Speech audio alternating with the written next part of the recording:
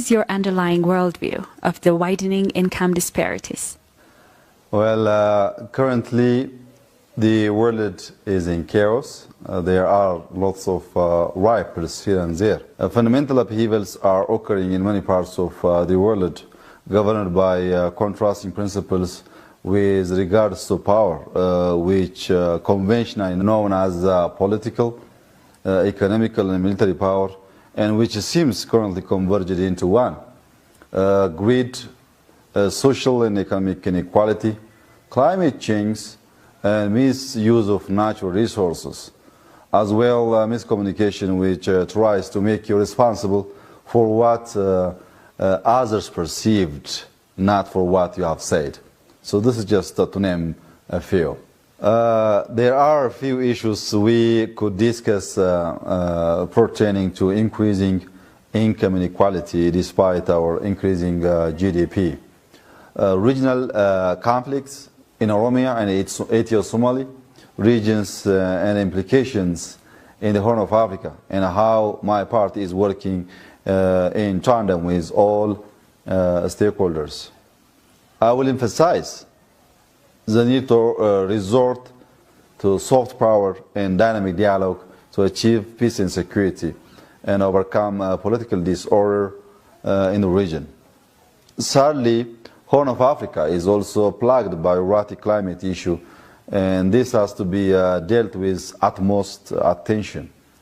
As well, deal with political turmoil and economic development.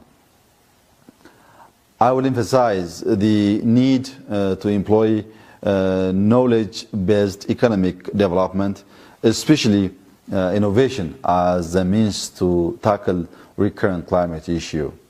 Ethiopia seems to be doing fairly well, continuing the remarkable decade-long double-digit economic growth.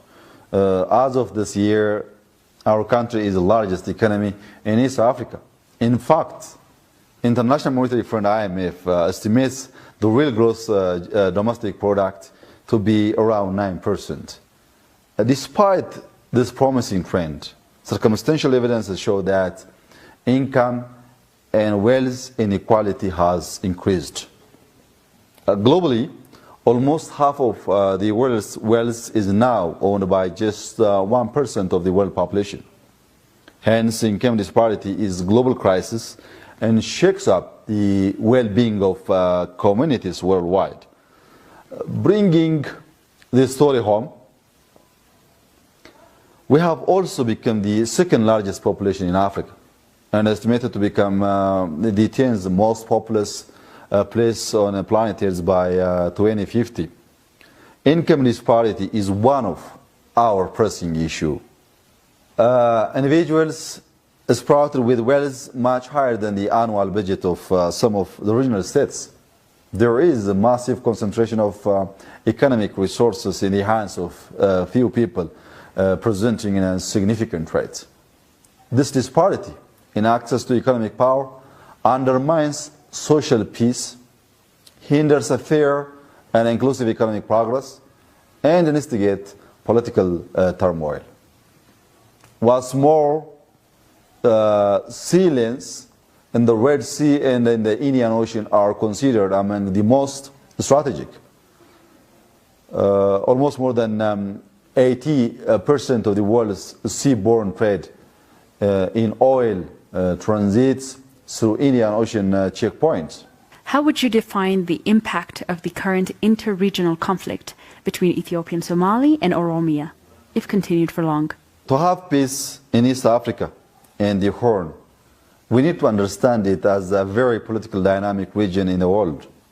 Almost nowhere else have geopolitical forces and regional ambitions combined to exhibit volatile time and geopolitical contestation.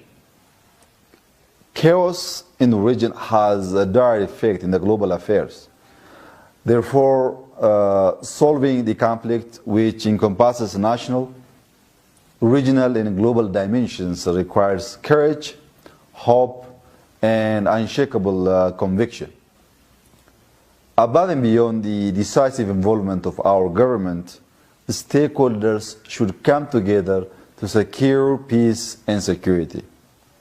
because delayed solution to this regional conflict could take the Horn of Africa back into unforeseen chaos. Horn of Africa is not only vulnerable to resource and ethnic conflicts, but has been vulnerable to disruptions related to changing climate. Our nation's long history of alternating routes and flood cycle and erratic climate change resulted in a decline in soil fertility, a loss of biodiversity, and deforestation. I believe that the Paris Agreement on climate change forms the basis for an international cooperation and long-term climate change action plan. Has there been a permanent shift in the way your party sees conflict? I would like to emphasize that the way our party sees conflict is based on our values, embedded in constitutionalism and dedication to human rights. We believed we would bring solution to the conflict through democratic path by the persistent exercise of goodwill. Generally speaking, every society that has ever existed in human history has to some point faced its decline. We cannot be arrogant enough to believe that it cannot happen to us. However, we need to exercise humility and to recognize the limitations of human foresight. That said, we have faith in our society and constitution. We have faith in continued transformation. We need to go above and beyond the narrow, prescriptive parameters of the current debates outside the fortress of our current system. A system predicated on our natural aspects of greed, selfishness, and fear is dangerous. These are old and dead ideas. An appropriate adoption is the principal task of our party.